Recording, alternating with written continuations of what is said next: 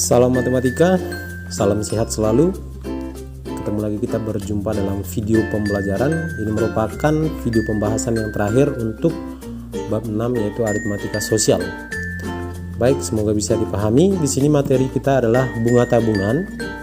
Seperti apa itu bunga tabungan? Ya, bunga tabungan biasanya dihitung dalam bentuk persen yang berlaku untuk jangka waktu 1 tahun. Jadi biasanya hitungannya per tahun. Contoh, bunga 12% per tahun, artinya tabungan akan mendapatkan bunga 12% jika telah disimpan di bank selama 1 tahun. Baik, di sini dapat dirumuskan untuk bunga dalam 1 tahun itu ataupun per tahun itu langsung persentase bunga dikalikan modal. Sedangkan ada kalanya nanti di soal berapa bunga dalam sekian bulan, ya. Misal berapa bunga dalam 4 bulan setelah menabung. Nah, bunga B bulan itu sama dengan B per 12 dikali persentase bunga dikali modal. Jadi kalau misalnya yang ditanya hanya bunga 4 bulan, langsung kita gantikan B nya menjadi 4 per 12. 12 itu diperoleh dari dalam 1 tahun terdapat 12 bulan. Baik, untuk menghitung tabungan akhir, langsung kita jumlahkan tabungan awal ataupun modal ditambah bunga. Supaya lebih jelas, kita bisa perhatikan contoh 1. Dimas menabung di bank sebesar 1 juta rupiah. Jika bank tersebut memberikan bunga 10% per tahun, tentukan jumlah tabungan yang diperoleh Dimas selama 2 tahun menabung. Baik, kita tuliskan dulu yang diketahui tadi. Tabungan awal atau modal 1 juta rupiah, sedangkan persentase bunga 10%. Maka kalau ditanya berapa bunga dalam 2 tahun, langsung kita kalikan 2 kali persentase bunga kali modal, ya. Jadi kita peroleh selama 2 tahun bunganya Rp200.000. Maka pertanyaannya adalah berapa tabungan akhir setelah 2 tahun menabung? Maka tabungan setelah 2 tahun itu sama dengan modal ditambah bunga. 1 juta rupiah ditambah Rp200.000 sama dengan Rp1.200.000. Ini masih yang dasar, ya. Kita coba lihat hitungan bunga per bulan. Di contoh 2, Bu Rizka memiliki uang sebesar Rp1.400.000 dan ditabung di bank A dengan bunga yang ditawarkan 11% per tahun. Setelah 3 bulan, jadi di sini hitungan 3 bulan, uang tersebut seluruhnya diambil untuk memperbaiki rumahnya. Berapa uang yang akan diterima Bu Rizka setelah disimpan di bank selama 3 bulan?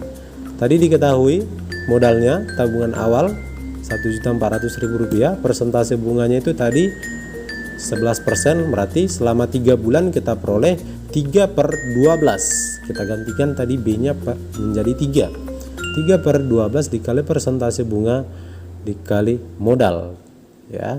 Jadi diperoleh selama 3 bulan bunganya adalah Rp38.500.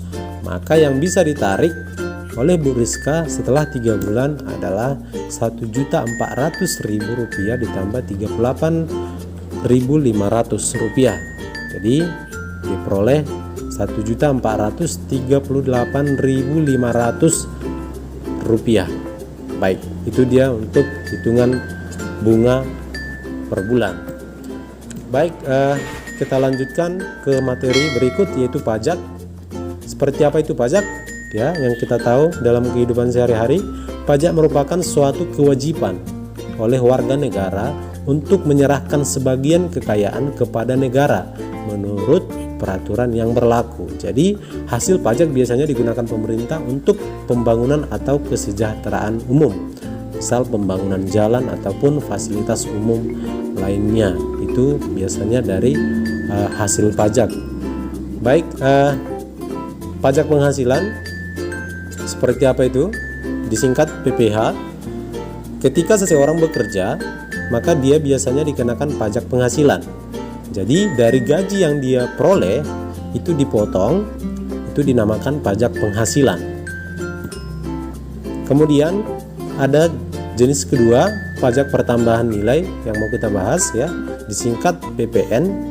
Ini sering kita jumpain di struk ataupun bukti pembayaran biasanya saat kita membeli barang ya ataupun makanan biasanya dikenakan pajak pertambahan nilai atau PPN.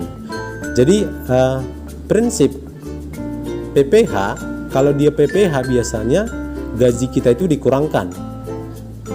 Berbeda dengan PPN ya, harga yang sudah tertulis kita harus menambah lagi ya pajak, artinya bertambah lagi pembayaran dari harga awal. Jadi sifatnya bertambah. Baik, supaya lebih jelas kita perhatikan di contoh 3. Paman memperoleh gaji sebulan sebesar Rp1.450.000 dengan penghasilan tidak kena pajak Rp360.000. Jika besar pajak penghasilan ataupun PPh 10%, berapa gaji yang diterima paman dalam sebulan? Jadi dalam perhitungan PPh biasanya tidak semua gaji itu dikenakan pajak. Jadi ada itu ketentuan-ketentuan ya. Jadi beberapa dari gaji tersebut tidak dikenakan pajak. Di sini dia Rp360.000 itu tidak terhitung pajak. Jadi yang kena pajak ya, besar penghasilan kena pajak Rp1.450.000 dikurangkan yang tidak kena pajak tadi Rp360.000. Jadi yang kena pajak adalah Rp1.090.000. Maka langsung kita hitung berapa PPh-nya ya, 10% kali penghasilan, 10/100 kali Rp1.090.000. Jadi diperoleh potongan PPh yaitu Rp109.000. Jadi yang dapat diterima oleh paman per bulan adalah sifatnya tadi dikurangkan Rp1.450.000 dikurang Rp109.000. Jadi diperoleh bersihnya itu adalah Rp1.341.000.